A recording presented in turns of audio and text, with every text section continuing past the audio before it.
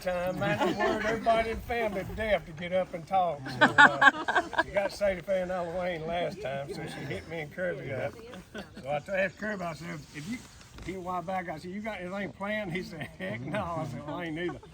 But so what we're gonna do is just kind of tag team, I reckon. You know, one of us gonna start, and we were. It seemed like everything one of us did, both of us did, from the time we were born to the time we got grown about it. So some things that I say will probably trigger something with him and vice versa. So I made me a little cheat sheet. I wrote some notes down a while ago. So anyway, what I was going to do was just kind of start back as early as I can remember, which I don't remember a whole lot when we were real young, even with Bruce and Larry and Keith and Halloween. I don't remember a whole lot about them being home. I do remember, well, of course, Bruce, Sadie Faye got married when I was 4 years old, so I know I don't remember that. But and Bruce, he joined the Navy.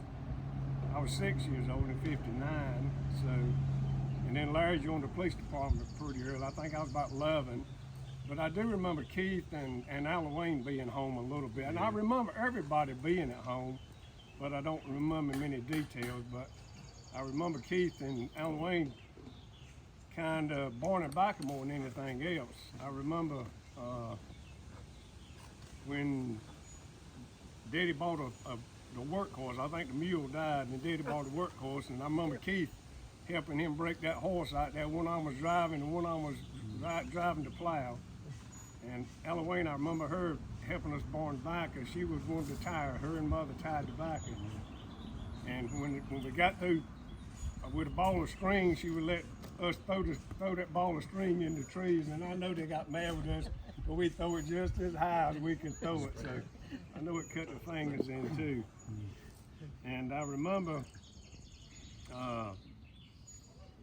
even after we was just old enough to start working a little bit down here at the barn and Backer, and we were friends with the Hollifields. William Hollifield, he was mine and Kirby's age, about my age. And then William was our best buddy. That yeah. Robert was going to start out with William Earl Hollifield. He was our best buddy when we were little boys. Robert was about the age of Stanley. But I remember the first house on the right across the creek is where Mr. Rich moved after he moved out of the woods. But it wasn't any but one house. Mutt Hollifield and Robert and William and all them lived at the top of the hill, and that was the only house on Hollifield Hill until Mr. Rich built that house in the bottom. But then we didn't ever think they worked, because every day we was out here working, you'd see a trailer come up the dirt road, and it was full of Hollifield. The whole trailer was full of Hollifield. They were going to the lake to, and we said they were the luckiest people in the world. They know how to work and get to go to the store. But anyway, if Kirby wants to jump in there. Yeah, but I think William was our best buddy, because I think he was the only person we knew that was poorer than we were. So we felt at home with him. But, yeah, we ran around with William all the time. We used to play down at the creek. This was dirt road out here then, and it was a bridge down that creek. We always played up under the bridge. We would dam it up and make us a swimming hole. And the Hollifields would get mad with us, because that was their drinking water. They would go down there and dig water out of the creek to drink. So they didn't want us to dam the creek up, because that would mess their drinking water up. The Lord would tear the dam down and we'd build it back. So he stayed there with us most of the time. But I know even after we got a little bit older, and like I say, for some reason or another, born and Backer working is the only thing I remember coming up. We helped, well, probably the first time I remember going off and born and Backer away from home was Talbot O'Neill. It was Tommy and them's uncle. I think he married one of the Terry girls. But I think me and Kirby helped him born the Backer one summer, and we saved our money. We were gonna buy a horse. I think we had $105 between us at the end of the year, and we went up to Raleigh Stockyards, which was just before you get to New Hope Road on the left over there. And of course, Daddy was with us, but we we bought a horse, and I think it was $110, and Daddy had to put $5 with it. And he was about half crazy. Lightning was his name. He was about half crazy. And I think Bruce rode him a little bit, but we didn't ever ride him for a long time after that. I think he rode. Well, maybe some of them did, but yeah, he was a little bit too much for us to start with. And later on, we bought Stormy after that. So Robert, right, if the Stormy was a whole lot nicer horse, Robert got to ride Stormy, not have to ride I reckon that was one time that he's had his privilege. Stanley used to always, he would, when me and Robert would fight, Stanley would take up for me. Stanley was all, he'd always look after me for his little brother. Stanley would always take myself. Stanley did a lot of things with us, but I don't remember him being quite as close as me and Kirby was, because one thing, he always tried to boss us around. You know, he was 3 years older than me, so he always tried to boss us around. And I tell people that me and Kirby thought our name was Run until we got about 15 years old, because every time Daddy wanted something, he said, "Run, go get this, or run, go get that." So but we had to work, but it was still a pretty good life, I reckon. We had to walk everywhere we went. We really rambled the country. When we weren't working, we were rambling. We go anywhere we want to go, we just walk. But go over there to see Steve and Ricky Wallen, and but I remember we used to go to Danny Richardson's and play basketball. Anywhere we went, we'd walk. Camped out of it. Did a lot of camping out. We go to Rocky Falls and camp out. What they call Wendell Falls now, but it's really Rocky Falls. So. I don't know how they got the name Wendell Falls, but they changed it on. But even growing up, it always seemed like it was a group of people. I mean, with Mom and Papa here, because Papa died when we were young. I don't remember much about him, but Mama and Aunt Iris lived with Mama until after she died. And then she married Emmett Montague, and then Aunt Nene and Ruby lived over here. So, and we were up here probably more than we were anywhere else. So it was something going on all the time. And I remember we were grading the back. Of course, me and Kirby and Stanley, we took off the bike and put it on the bench, and then they would grade it and tie it up. But we were finishing up, and we always ran a drop cord from that outside light on this house to the pack house to see. And when we got through grading the bike up, I just ran up there and reached my hand in the door and flipped the switch off. And I think Mama, we didn't know it at that time, but she had fell and broke her hip sometime during the night, and probably was laying on the floor when I flipped that switch off. But for some reason, after she broke her hip, Aunt Nene got kind of scared to stay by herself. So me and Kirby would take turns staying up here at Aunt Annie's. I couldn't remember when. If it was I think Mama died, it was after Mama broke her hip. I'm not. They won't 10 or 12 years old. I reckon we wouldn't have been much help, but Aunt Annie always felt better with us staying with us. And something I remember about that is, she had a little. I don't think she had electricity out there. Did she have electricity? Yeah. But she would use a little kerosene lamp for her night light. Well, she would make me and Robert a pallet on. She had a little couch over there. I remember it was a brown couch with little vinyl cushions on it. And she would take the back down and put it on the floor, and one of us sleep on the pallet and one sleep on the couch. But she would light that little lamp, and she'd have to turn it, get the wick just right. But I remember laying there, and you'd see that little light shining on the ceiling up there. And I remember that laying there. And the other thing I remember, she would always get on her knees and say her prayers beside her bed when she went to bed at night. She'd get on her knees and say her prayers. And she wore her hair in a little bun on the back of her head, and she'd always take her hair down and brush that hair out, and it was way down her back. I remember that. Where did she live? In one of the Uncle- barns? Uncle Stanley's house. There was a little brown house right at the end. Yeah. We tore it down, 30 years ago, I reckon.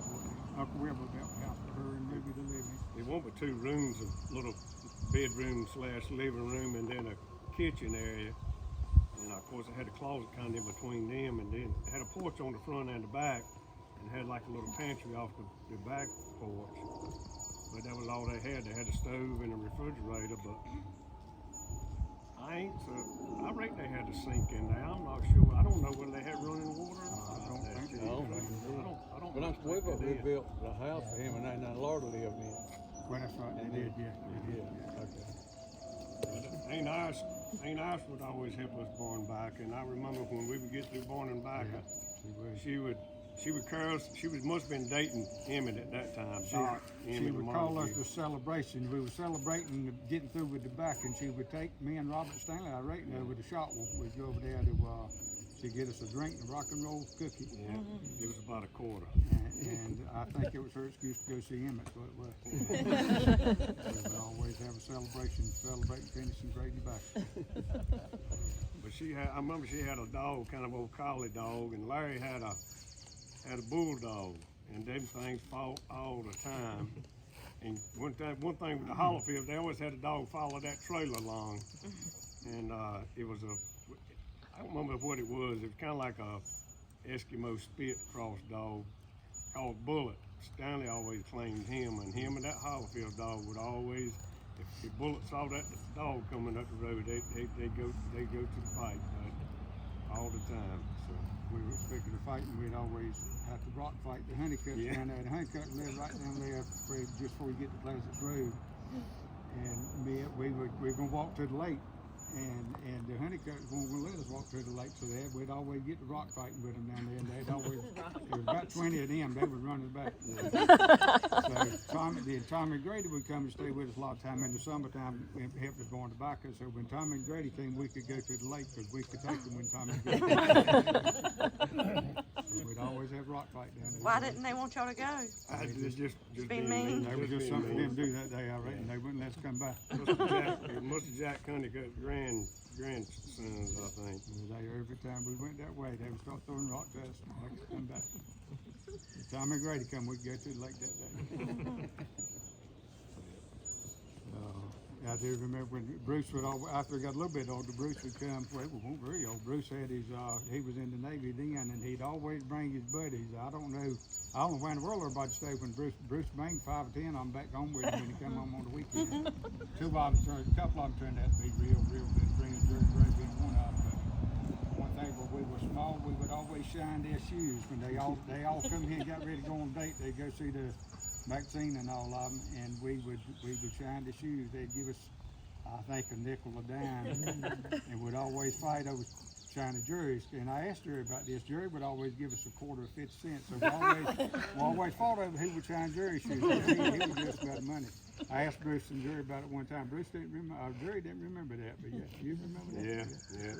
Rudy Duque, and of course Rudy and Jerry's the only 2 I remember. But it seemed like he did bring some more boys every once in a while. It was several of them came down. I don't know how because one time Bruce had a motorcycle he was driving back and forth. Well, hardly, I think, but I don't know. Mike always found food to feed everybody. Yeah. Well, and I remember, I really don't remember when everybody was staying. I know, especially not Sadie Faye, but I remember Alan Wayne stayed in the front house on the front room on the right, and the living room was the front room on the left, and then Mother and Daddy's bedroom was the second room on the left, and then all the boys' bedroom. And I can't remember whether it was 2 or 3 beds in that room, but I know me and Kirby and Stanley slept together. So it bound to been when Keith and Larry was there. And but in the wintertime, it was a heater in Mother and Daddy's room, a wood heater, but it wasn't no heat and nothing else. So when we were little, Mother'd always hold up a blanket around that wood heater, and we'd go jump in the bed, and she'd throw that blanket on us. That was the best feeling in the world. She'd hold that wood bed. Sure was. The best feeling in the world. Jump in that bed, she'd throw it down on all of us, wrap us up. I always have to say your prayers at night. But the only time I remember, well, we'd always go to White Lake, and I don't know when we started that, about one time a year, but when Mother's brother, Uncle Marion, was living in Washington, D.C., we went up there one time, I remember. We couldn't have been very old, though, to see him, and we went to the Washington Zoo. I remember that. Yeah. Ain't matter drove up there.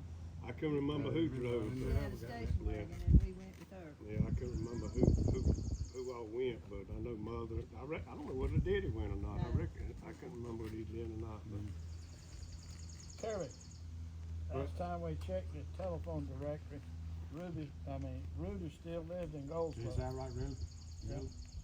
Speaking of telephones, that's the other thing I was going to remember. Ain't none of the kids out here, but I wanted to I remember when we got the telephone. I don't ever remember being without electricity, but I remember when we got a telephone and we had an 8-party phone line. And you didn't get on there and talk to your girlfriend for an hour at a time. We would, your phone would ring. They had certain rings, and I don't remember our ring was like 2 shorts and a long or something, but everybody had a different ring. We had an 8-party phone line on that. Yeah, you had to get on there, and somebody'd be talking, and then you just had to wait till it got clear. Of course, I ran this damn time, it'd be so many folks talking, you wouldn't never get on there.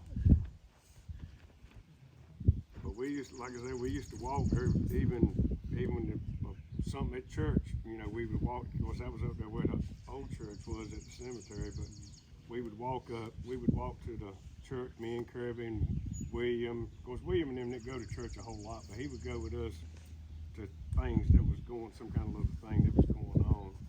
You always went to Sunday school, always went to church, and of course this time of the year you'd have Bible school. We always liked Bible school, but if Sunday you won't go to church. And Jimmy lived right across the road from where he does now in the big house, and I remember him and Stanley were pretty good buddies, and Jimmy had a ping pong table on the back porch. Yep, go there and play ping pong. And Stanley and Jimmy played ping pong, and of course, me and Kirby would go. Did we play Monopoly? But we'd go over there and watch them play ping pong sometimes. And then they would trick me into walking them halfway back home. And you had to walk the other way. I had to go back by myself. Well, Kirby said we walked everywhere we went. We walked from Steve Wall. We'd go down and hit the bottom of the hill. We cut through a path, went all the way through, came out over there close to Pete Medlin's house. Because Steve and him lived right across the road. And back then when we was young, and the Hollerfields were the worst about it, talking about the hollering thing. But it was, you could hear something every once in a while. I've heard Daddy say that they were coon hunting one time, and they heard something holler up the creek, and all the dogs came back to them. So I don't know what it was, but anyway, it was enough to, the rumor was enough to scare all the young'uns to death. So we would, it was a creek coming back this way, and we'd do Steve and Ricky about the same way. They'd walk with us part of the way, and when they left us at the top of that hill, we were flying when we went across that creek. Same thing with William. Part time he'd come over to the house, and we would we might walk down. That was after we moved uphill. No, we were still down there. We'd walk with him part of the way, about halfway back down the hill, and they had that old bridge down there, and you could hear that joker hit that bridge. He was cutting the trail, and he could hit that bridge. We'd walk when we were walking the road out here again, walking everywhere we went. That's how that's the first spending money I remember ever making. Probably even before going back, we'd pick up bottles. You could pick up drink bottles and resell them at the store. I think 2 cents a piece. 2 cents, I think yeah, a couple of cents, yeah. Of course, Red Nile was running the store down there, the little brick store right down there at Lake Glad Road, and of course I don't know how old we were, but part time we'd pick up bottles and trade them for a pack of cigarettes. And I know we weren't old enough to be smoking, but we were smoking anyway. You know, to pick up, and you can find bottles then when it won't work for 2 cents, people would throw them out. But so we picked up bottles right regular. Kids probably wouldn't understand that. Everybody threw everything out. I mean, it wasn't no such thing as littering. You just had something left over, you throw it out the window. Yeah, that's what people did with the trash. You just throw it out the window. So I know the kids probably don't understand that now. But there wasn't no such thing as littering. Did y'all have a set curfew, or were you just expected to be home at dark? If you were expected to be at home if you had to work. You better be here if you had to work. But to be honest with you, when we were 13, 14 years old, I'm sure we probably had to come home at night. But I think if you want to stay out all night, you can stay out all night. You just better be home to work the next day. And Grandma didn't have a clue where you were, though. Especially we were, most of the time we were out camping out, and I'm sure she probably remember. I don't remember, but I guess we told her what we were doing. Yeah, a lot of time we would just tell her, we were going to camp out with Barry Crawford or somebody, but. Did you have a tent? Like, do you mean? Sometimes sleep right on the ground. Most time when, especially when we were younger, but I don't know remember having a tent until you got grown, but she had some old quilts she would let us carry with them and lay a quilt on the ground and one on top there, and it'd be 100 degrees, but the mosquitoes were eating you up so bad you couldn't come out from under the quilt, burn up. camping out. Jimmy was probably with us one time we were camping out. We had built a part of an old, about half built a cabin over there in the new ground over there beside Bruce's. I don't think we'll put a roof on it, but camping out over there one night, and we decided we wanted to cook a chicken. We went down to Mr. Bart's house that night. I don't know if we had a flashlight or what, but we stole his rooster. It was, and we just, I guess we had a light crew shined up in the trees and we caught the rooster. Wonder if Mr. Bart hadn't killed us. If he hadn't been asleep already, he would have. But carried the chicken back, cooked him. He was so tough you couldn't chew him up. Oh, Woke man. up the next morning, Terrible. the chicken won't done. Oh. The bones are still bloody. But we camp out down there at Lake Mine and catfish at night. We did a whole lot of camping out. That's about the only thing we had for entertainment back then, because you didn't have a car. You had to walk everywhere you went. Y'all didn't have bikes? We did No, buy- me and we Kirby, bought I some remember me and bicycles. Kirby, we bought a bicycle, and I don't know, we was 13, Yeah. 14 years old probably then. And we bought a bicycle just like from Western Auto. I think it was $37 for it. I remember that. I remember buying the bicycle. We rode them all But over that's the town. only bicycle, we didn't ever have no used bikes that I can remember.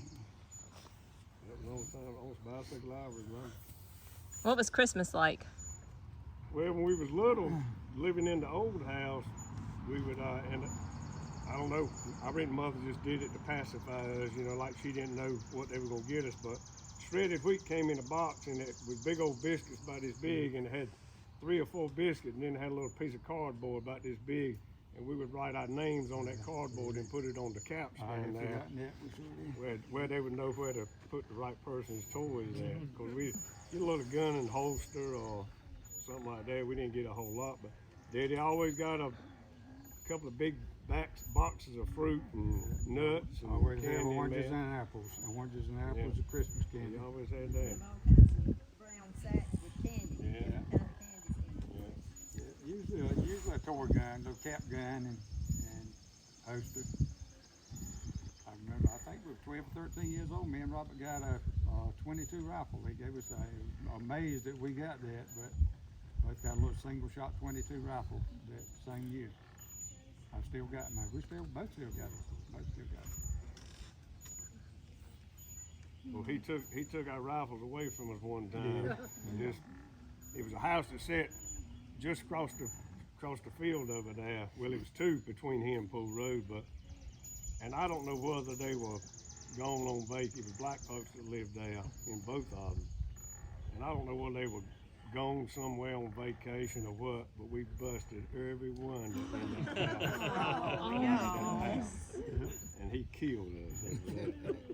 I remember we come home from school and she said, your daddy's over there cutting wood. And we got over there, he cut more than wood. when he whipped you, you remember that one. That was, yeah, I was gonna say, Mother whipped us a lot. Yeah, you know, you didn't think too much of Mother's whipping. She was whipping all the time. You weren't worried about that. But when Daddy whipped you didn't forget that one. Yeah, he That took was- our guns away from us. He thought like we had shot the ones that, but we didn't. Yeah. And I think Lee Nowell was with us when we did that. Did he have to replace all the windows? I reckon he did. I really I don't think he remember did. nothing else about it, but I'm we sure. tried to forget that. I'm We sure he tried to did. How'd they find out it was you? I don't know. Well, I don't know. I don't know. just Who, figured I mean, it they out. probably Pretty easy to figure just out. wasn't too hard to figure it out. Not the only ones. And another time, Yeah. before we was living at the old house, of course, like that, Stanley was always doing something. And a whole lot of times it was wrong. But we went right down there where Keith's house was, and we raked up a big pile of pine straw, and we lit it. And when we did it just like a bonfire. We had the world on fire. And Stanley said, "Run, go get Daddy." No, he said go get Alan Wayne. I think he Well- told me to go get Alan Wayne. I think it was. But anyway, we told Alan Wayne, and she told Daddy. Yeah, fortunately, I guess it was me that went to tell Alan Wayne, and Daddy overheard. So he came over there and we got the fire put out, but that was probably the worst whipping I ever remember getting that time. Is that the same story as when y'all, we've heard that y'all about burnt down the field or Yeah. something? No, Is that the just same? we- Okay. We all went there and Daddy cut pine boughs out of Yeah. the trees and everybody put it out and I remember, I think y'all got the dog strap that Yeah, day. we got The dog strap. We almost got under the bed.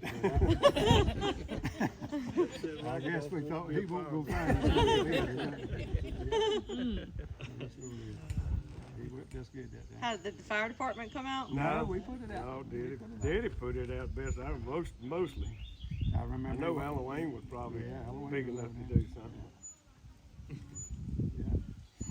That was scary though. Yeah. But seemed like the world was on fire that day. I don't know how we That's put the it on. worst whipping I remember y'all getting. I'm sure you got some, but I remember that. Daddy didn't have whipped us too many times, but the ones he whipped, you remember those ones. And we probably needed it. I swear we probably needed it. Did y'all ever help with the sawmill any? Oh, yeah. I remember it, but I don't think we were big enough to help it. I think I remember we used to run it to cut up wood to make slide. I remember making slide trucks, rebuilding slide trucks anyway to truck tobacco with, yeah. But not when we were running it full time. Used to bale a lot of hay for everybody in the country. Yeah. Had to go all over the country baling hay for everybody. He'd get me a Kirby out of school to rake it. And he'd get mad with the hay baling, he'd be mad with everybody.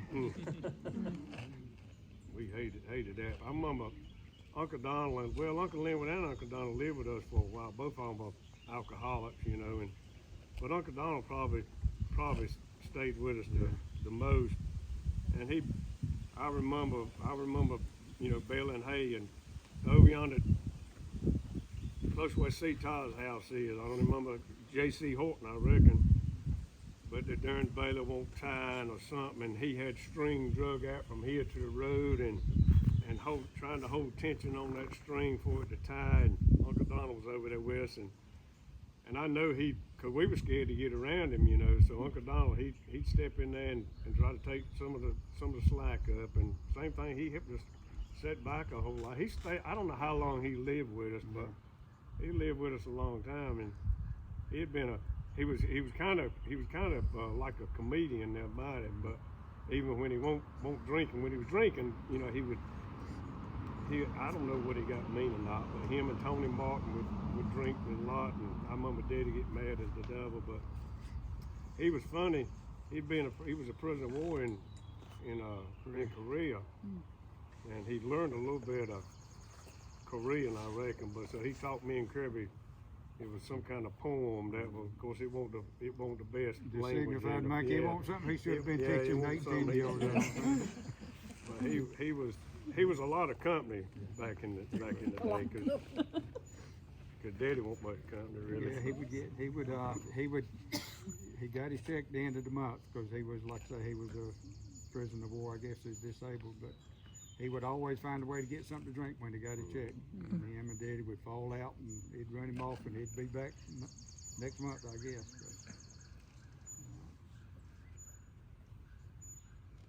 So anyway. Tell about the little biscuits. I don't know if everybody heard about the little Yeah, biscuits. well, probably most everybody did, but You know and about I the reckon little Mother did it for everybody when they were younger, but she made biscuits, I reckon 3 times a day, I don't know, but she would always just do something special for me and Kirby and Stanley when we were younger. She would, of course, her biscuits weren't too big to start with, but she would make us some little biscuits about the size of a golf ball. We thought that was kind of special that she would do that. But, The little baby biscuits, Yeah. let's call them baby biscuits. We call them baby biscuits.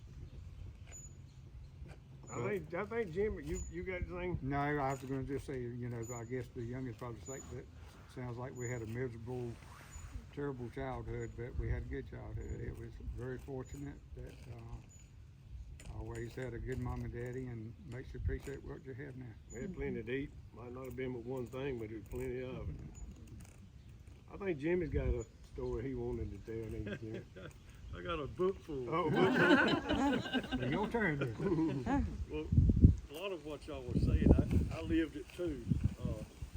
My my brother was 12 years older than me, and like I only child really, and I fell over here with these guys and Stanley, and of course Keith was a little bit older than us, but I had a family over here. So but I remember Mr. George Elmo he tried reloading his shotgun shells one time, and he would give us boys the samples he had been testing and trying to reload. Oh, jeez.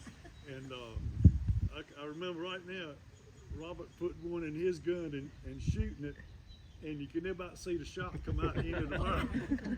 Go doop. And then Kirby take one out of the same bag and put it in his gun and shoot it and knock him on his tail. The same shell, one right after the other. But I kind of related age-wise more towards Stanley, I reckon. But as we got older, our mischief nip out got illegal. But we had some good times. If you've ever, Michael Boyette, he was in our little group, the Lake Mile Rebels. We were terrorizing the neighborhood, we thought. But we really didn't get into serious trouble. We didn't hurt anybody.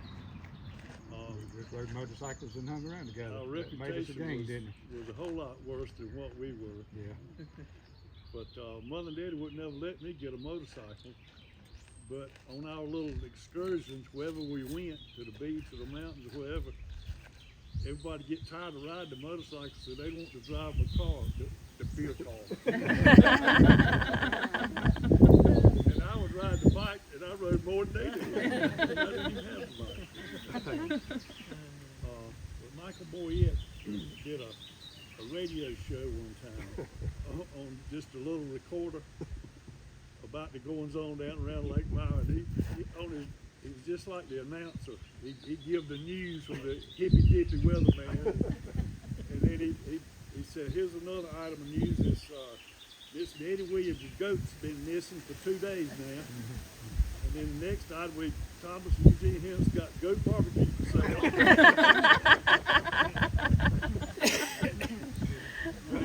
If you get on the internet, it's NC Retold. It's an interview that Michael did about growing up and tobacco and sweet potatoes, and he's really a lot more intelligent than we ever thought. Smart, he looks like he is. Yeah. But he's gone worldwide with sweet potato inventions and the way they raise them there and everything. NC Retold, it's the 3rd episode. This is pretty interesting. I know one time we went to Love Valley. I remember Love Valley. Up around the States. We went to the Original real, Love the Valley. real one. and saw some things that we probably wish we could erase our memories, I'm sure. We went back. In fact, you still go with the horses every now and then. We go back every now and then, and it's just like an old western town. No cars on Main Street. It's all dirt, horses only. We went in the saloon, and the waitress, the prettiest girl in town, was named Scarface. And she had a doctorate. Prettiest girl in town.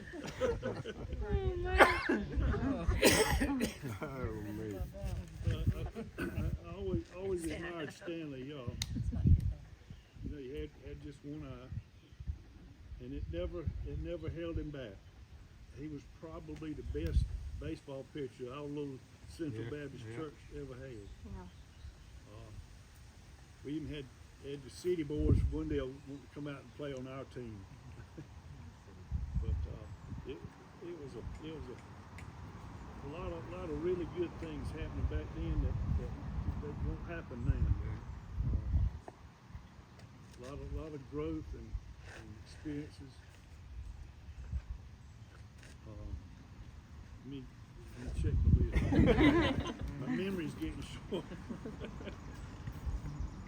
I was talking about we would catch a ride to the pool room before we had license, and we'd we want to stay to the very last minute, so most of the time we lose our ride home, had to walk home. Well,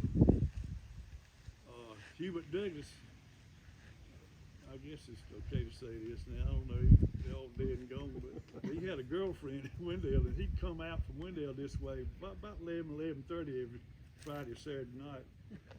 And we could hear, in those days, you could hear a truck running and tell about what kind it was.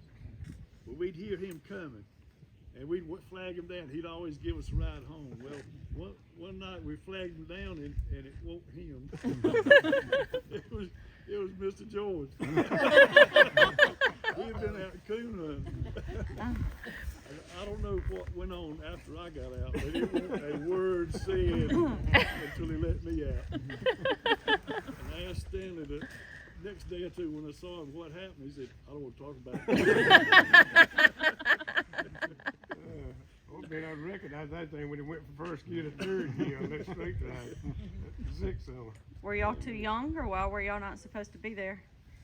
That must have been Stanley. I don't remember Yeah, that. that was me and Stanley. That's funny. Motorcycle was a sin to go to the pool. Oh my! Where was the pool always? That was a bad thing to pull. Is it Wendell? The root of all evil back then. Of course, it was a lot of wrong stuff going on there, I'm sure. They didn't care You that could y'all go were there young when you there. were young, but you couldn't. It didn't shoot matter pool, really? Couldn't buy beer. Couldn't buy They would beer. let us come by and hang around. Okay. They were grooming us for the future. That's the one thing about Stanley.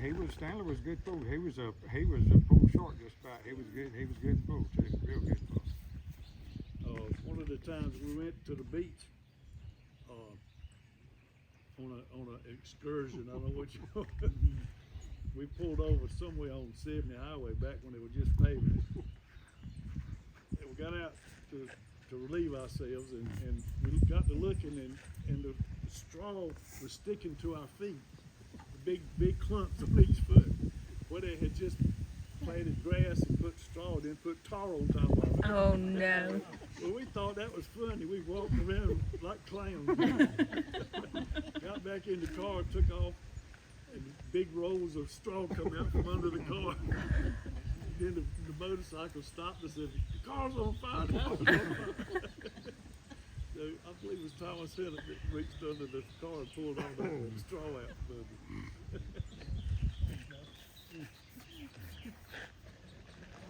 Let's see. Jimmy was probably one of the first ones that had a car. You always had a car full when you was going somewhere. Yeah, talking about a car full. We all had nicknames back down in around Lake Mile. Mine was Goat. They had a GTO. Did y'all have names back then? Not like yours stuck. Yours and Thomas Hennett, several of them stuck. You know. Yeah, Victor May was Foot. Yeah, His foot was a foot long back then. Did Uncle Stanley have a nickname? I was trying to I don't think think. he He did. was the leader of the rebels. Was he? The leader, yeah. He got us. He knew just how far to take us to where we wouldn't get in trouble. Real trouble. Legal trouble. I remember one time we went on a ski trip. We thought we could snow ski, so Mark Yeager, Booty. Did y'all go? I don't remember that I one know either. Stanley was there. But we went up into the mountains, and Mark had got us a chalet. We didn't know what that was, but he got us one anyway. And during the course of the time, we just trashed the place, the whole weekend, just junk, trash everywhere. So we had decided to clean up before we left. And they elected me to be the judge. We were going to try each other in court to see who cleaned up what area. Well, they elected me to judge, and they got an old shower curtain and put around me like a robe, and an old stringy mop put on my head. I won't drinking, were you? Well, I'm getting to that. The first order of business, I found myself guilty for drinking in court. So I had to clean up the bathroom. No, I had to clean up the kitchen. Yeah. But we had a big time, and mischief, yeah. And some folks might look at it as illegal or wrong or whatever, but I don't think we ever hurt anybody. We get in a few fights, but then you'd be best buddies the next day. Mm-hmm. Yeah, Mike Honeycutt would fight somebody every night. Yeah, he would fight somebody. Yeah. Oh, I got one of them stories. You know, Don was his little brother, and Don couldn't. He wasn't old enough to talk real plain yet. And Mike had cut himself in the head and was bleeding. Well, Don come around to the side of the house we were all at and said, Mike's bleeding. Well, Miss Gladys thought he was peeing. And she told him, well, go pull his pants down. so Don went around and here come Mike wobbling with his pants around his feet, holding his head. Oh, Lord. See if I can pull another Mike's one. Honeycutt. Oh my goodness, my Honeycutt. Yeah. Ain't no kids, well, better not do this. I don't want to plant no seeds. But we were at the pool room one night, and Marvin Dowell was there, and he told us about riding the railroad track. And we thought, what? Riding the railroad track? What are you talking about? He said, you take the car and get on the railroad track and ride. The wheels, the tires fit right over the rails. So he went and showed us. We went down there to Morpheus Bridge, got on the railroad track, right back and went down on the car. Well, that just set us on fire, I'm telling you. But all cars wouldn't fit them. But Stanley had a Fairlane. No, Pontiac wouldn't do it because it's a wide track. How do you know? We used to do that too. But mine wouldn't do it because it was a Pontiac and it had a little bit wider. Yeah, wide track. Jimmy had dune buggy. GTO would fit it. Yeah. And it had a dune buggy. Jimmy dune buggy fit it better than the railroad track. The train did. No, the train would. And the neat thing about it, you don't have to hold the wheel. It'll track wherever it goes. Wow. All you got to sit back and blow the horn. That train don't go. You had to get off at the railroad at the street where it was even. And hope you didn't meet the train before you I know it, yeah. We used to ride the Wendell from Zebulon to Knightdale, across the trestle and all. The trains ran regular then. They ran on all the time then too. We never met one, but we had a couple of close calls where we'd stop this and put a train on before we get off. But Stanley, at that time, we were older than him too. He was a dispatcher, and he'd get off about 11 o'clock at night and come try to catch up with us because we were already partying. But he would tell us, well, I checked the railroad company, and they ain't gonna run no trains tonight. Went to the train, first thing we heard is our train horn. Oh no. That's when I lied. Oh man. I probably won't get a bit of sleep tonight thinking about all this stuff. I forgot, didn't you have to let some air out of the tire? If your tire So it won't would fit right. real wide, you'd have to let some air out of your tire, sure would. How do you know, bro? It does. We heard stories. Yeah. I think you invented all this.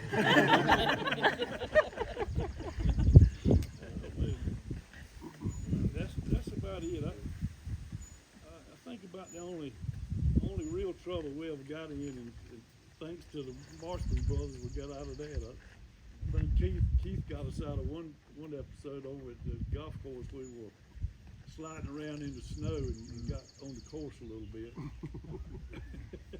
Slipped off in the course then. Slipped off into the golf course. Who was that? Janet tore some green ducks over there. He won't by himself. Stanley and Jimmy. Yeah, Probably Mike Honeycutt. I wouldn't be surprised. And Well, tell them about the time Mike was riding with you in that convertible. Oh my goodness. Me and Stanley had picked up 3 girls. I don't know how well, but I know we had 3. We went by and got Mike to ride with us so we'd all match up. Well, all 4 of us were sitting in the front, 5 of us were sitting in the front seat. And none of them getting in the back with Mike. He got mad and jumped out. Going 60 miles an hour. Oh my gosh. It was a convertible. And we looked back and all you see was his feet and his hands. Oh my gosh. Another honeycut. Crazy. Didn't hurt him too bad. So it sounds like Uncle Stanley was the big culprit in getting y'all in trouble. Was he the main out of that, or just the young ones? He had a little streak in him. He Yeah, had a little yeah, mischief. mischief. Died with it too. I guess probably one of the biggest debts I owe is to Larry. I got a real bad ticket one time that could have ended my career and my part-time business too. But due to Larry's pull in the police department, he saved the day. Thank you. From the bottom of my heart.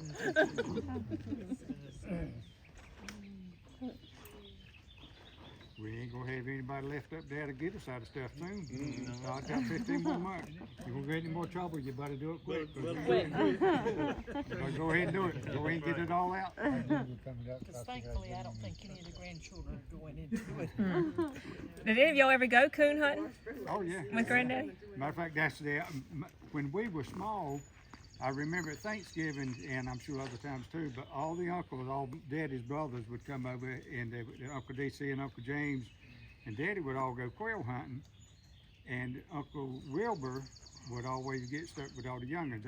He rabbit hunted, and all the youngins wanted to go rabbit hunting, so Uncle Wilbur had to, and he acted like he enjoyed it, but he probably didn't. But all the youngins would go rabbit hunt with Uncle Wilbur, and then Daddy and Uncle James and Uncle DC would go quail hunting. So rabbit hunting, we did a lot of rabbit hunting when we were small. And then later on, as we were older, yeah, Daddy always loved quail hunting, coon hunting. Yeah, we'd go coon hunting with Daddy. In fact, I remember one time, I think I was about 14.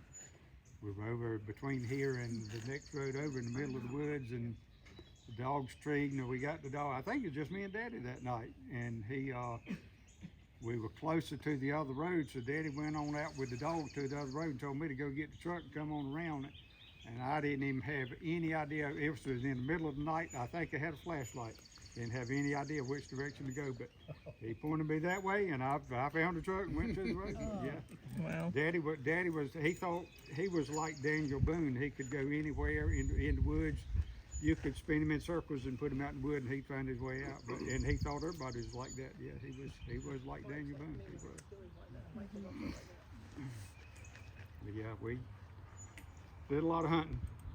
Yeah, rabbit hunting with Uncle Wilbur, I remember a lot. And quail hunting and coon hunting with Daddy. What would he do with the coons when he? I don't think we've even Yes, kept cause them. we started coming, there was a coon in there. When we were Sell the small, hides. he Would didn't keep them, but when he got older, he started keeping them, and yeah, he had somebody he could sell them to. He'd save them, he bought a freezer to put them all in, and then he would take them somewhere and sell them all. Sometimes the coon.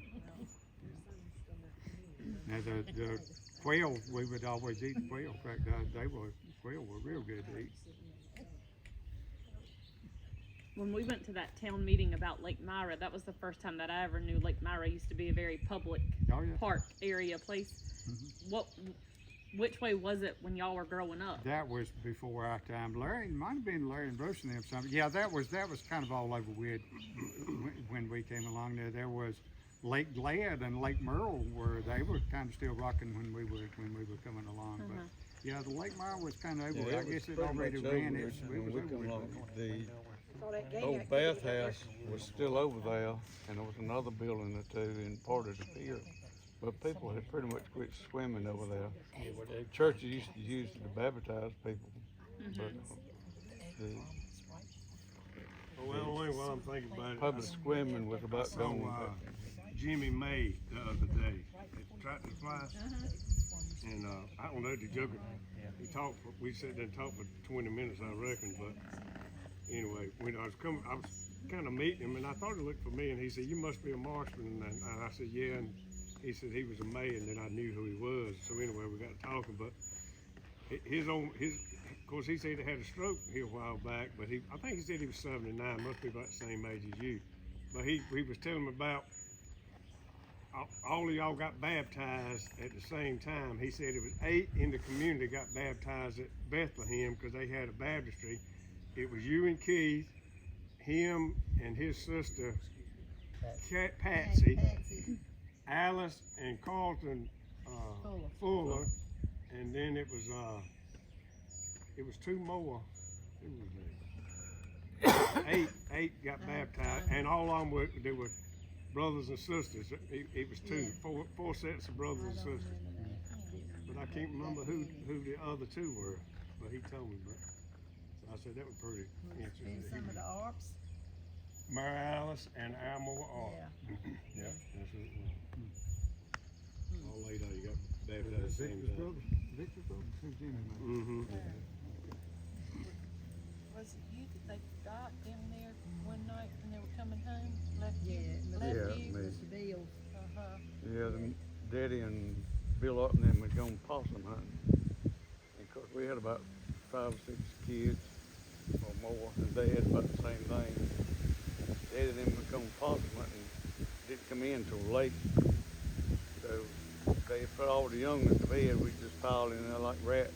And when we went to gather enough young'uns to bring us home, they got all the young'uns, and when they got home, they discovered they had left me over there, put the bill off, and brought our more greater one home.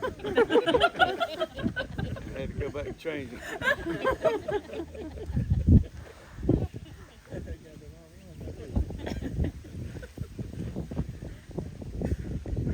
I like to hear that story about Grandma and the quilt, because when me and Heidi, and we still talk about this, when me and Heidi were little and Daddy would do the same thing, he would warm a quilt blanket up when we lived over here, and we each had a twin bed, and he was like, "All right, y'all go get in the bed."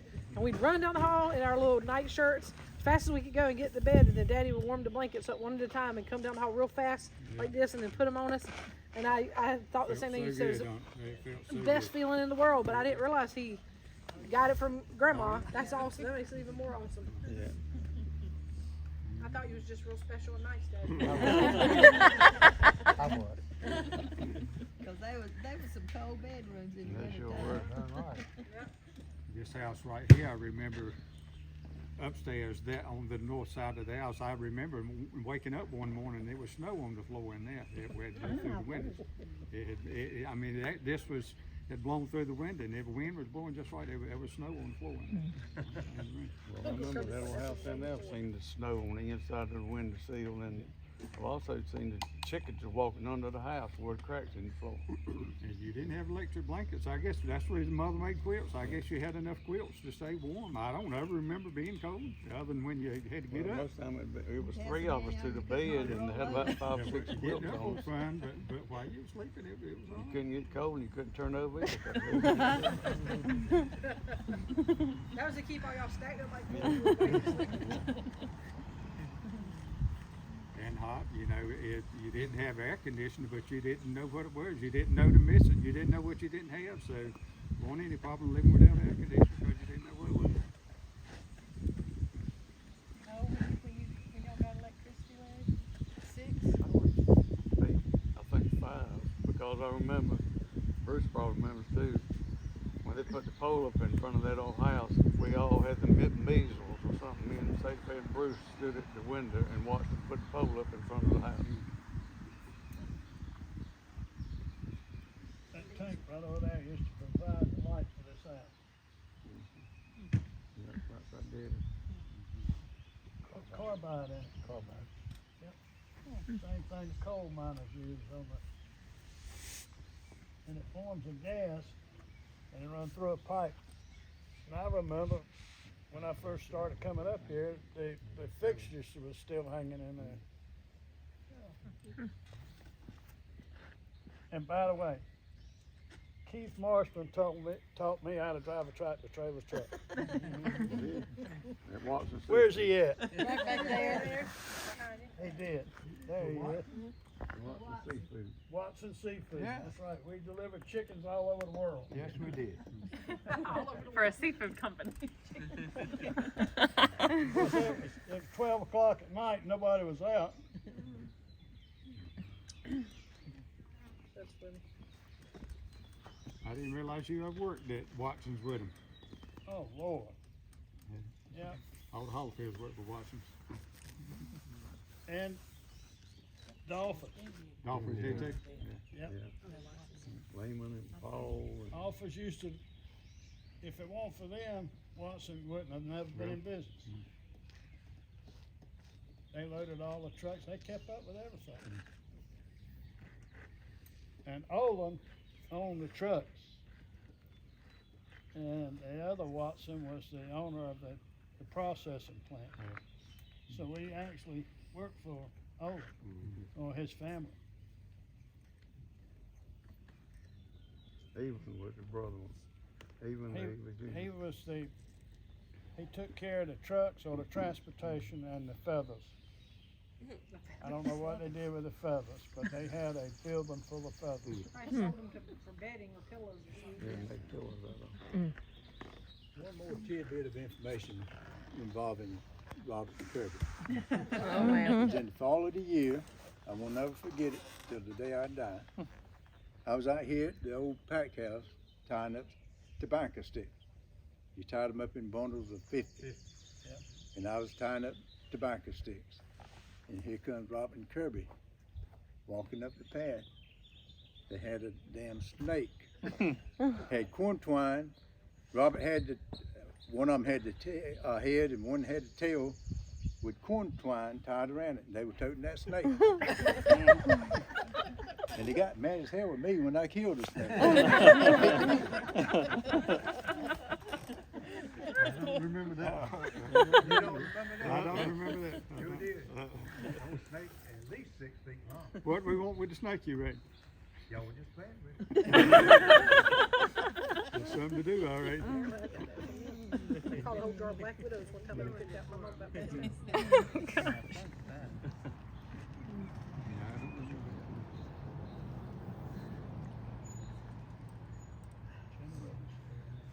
talk about it cold. Looks like dried up cement.